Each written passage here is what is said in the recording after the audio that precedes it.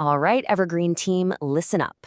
We're here to walk through a really important and, yeah, mandatory briefing on the safe work practice for rock drilling. Look, this is all about one thing, making sure every single one of us goes home in one piece at the end of the day. So here's the game plan. We're going to keep it quick and to the point. We'll hit why these rules are even a thing, what your job is and what you'd need, the things you absolutely have to do, the stuff you must never do, and probably the most important part, what to do when you see something that's not right. Okay, let's jump right in. First up, why? Why do we have all these procedures? It's simple, really.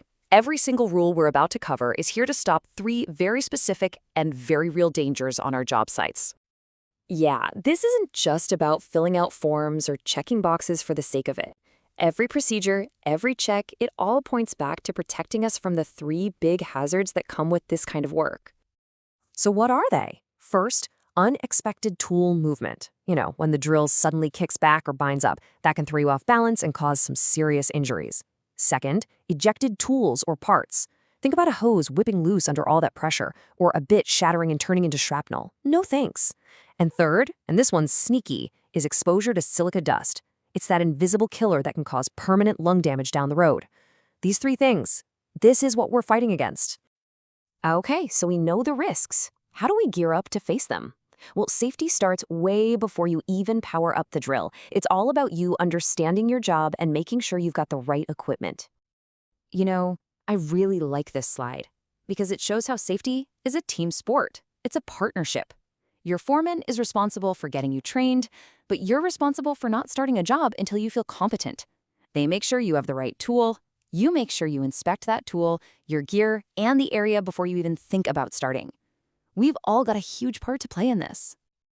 And speaking of gear, this right here is the bare minimum. Your PPE is completely non-negotiable. We're talking respirator, eye protection, hearing protection, and gloves. They have to be inspected before you start, and they have to be on you the entire time you're drilling. If any piece is damaged, you stop and you get a replacement. There are absolutely no exceptions to this. All right, let's talk about the do's. These are the positive habits, the things we do day in and day out to keep ourselves safe. These are the mandatory practices you gotta follow every single time. So before you even think about firing anything up, you've gotta run this checklist. Give the drill and the compressor a good look over for any damage. Make sure you're using the pinned Chicago couplers. That's what stops them from coming apart by accident. And this is a big one. Whip checks have to be on all hoses. That's your safety net, your lifeline, if a connection ever lets go. And last, physically check that the bit is seated all the way in and that retainer is locked down tight. That's what stops it from becoming a projectile. Okay, once you're up and running, it's all about being in control. Plant your feet, get a solid, balanced stance, always. Grab the machine with both hands, nice and firm on the handles. And remember this, you're not there to fight the machine. Let the tool do the work. If you try to force it, you're just gonna wear yourself out and expose yourself to way more vibration than you need to.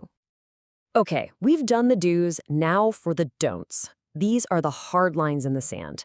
These are the things that are completely forbidden because they don't just put you at risk, they endanger everyone around you. This one should be a no-brainer, right? Steel hitting rock makes sparks. You get sparks anywhere near flammable stuff, liquids, gases, you name it, and you've got a recipe for a fire or an explosion. It is a risk we will never, ever take. You've got to respect the power in that air hose. It's under an incredible amount of pressure. If you try to pop that thing off while it's live, it's gonna whip around like a striking snake. It can cause absolutely devastating injuries. You always bleed the pressure off first. Seriously, treat these tools like you would any dangerous weapon. They are not toys.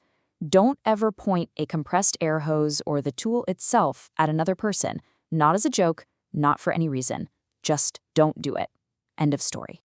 The end of that drill bit gets incredibly hot from all the friction, and it's vibrating like crazy. You touch that thing while it's running, and you are guaranteeing yourself a severe burn, a broken bone, or, honestly, even worse. Hands stay on the handles, period. I know this one seems tempting, maybe even harmless, but it is incredibly dangerous. Why? Because that dust is full of silica. When you blast it with compressed air, you're just driving those tiny, sharp particles deep into the fabric of your clothes, and maybe even into your skin. It completely defeats the whole purpose of your other safety gear. And that brings us to our last point. This is probably the single most important safety rule you can follow out on the site. When you find a problem, the rule is simple. Report it. Don't use it. Look, if a bit is chipped, if you see a crack, if it's obviously worn down, it's done. That tool is compromised. It could literally shatter while you're using it, sending metal flying everywhere. It's not tough to keep using a bad tool. It's just plain reckless. Take it out of service. And here's the other half of that rule. It's not enough to just set the bad tool aside where the next person might pick it up. No, you have to report it. Any damaged equipment, any concern you have about the site, you take it to your foreman right away. That one action doesn't just protect you, it protects everyone who comes after you. So if you walk away from this with just one thing, let it be this. This is the mindset. Inspect before you start, report before it breaks, your safety, my safety, the entire crew's safety. It all depends on this. So, I'll leave you with this question. The next time you walk up to a rock drilling job, what's the very first thing you're going to check?